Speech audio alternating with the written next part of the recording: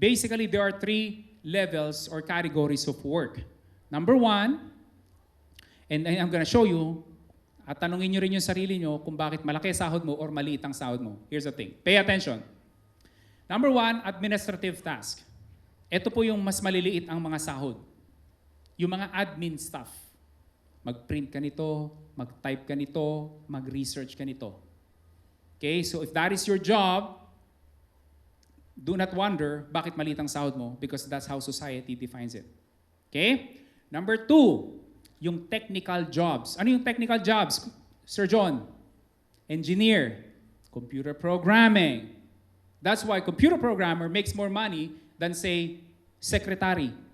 Right? That's all it is. And lastly, ito yung mga profit-centered jobs. Ano yon? Sales, marketing. They are the one who makes more money.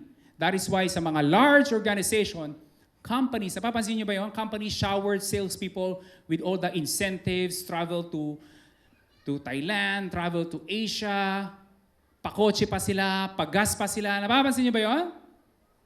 They are in these profit-centered jobs. My friend, hard work alone is not enough. If you are here and you are wondering, I've been working so hard, Sir John, you have no idea. Yes, I get that, my friend. But kung hard work alone, when I was younger in college, after po ng church namin sa TUP, sisimba kami, every Sunday po yun, may madadaanan po kaming matanda. Sobrang tanda niya na nakaganon na, akala mo natutulog pero gising siya. Every Sunday po yun. Late na po kami natatapos sa church, na 8, 9, minsan 10 p.m.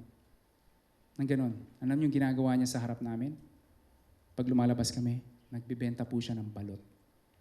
Is that person hardworking? Yes or no? But it's not enough. You must have the right skills. And not just right skills, skills that pay the bills. Skills that society, hey, you have that skills, here, I'm gonna pay you more. Wait, before you go, do not forget to click that red subscribe button below. Appreciate it. Thank you for watching.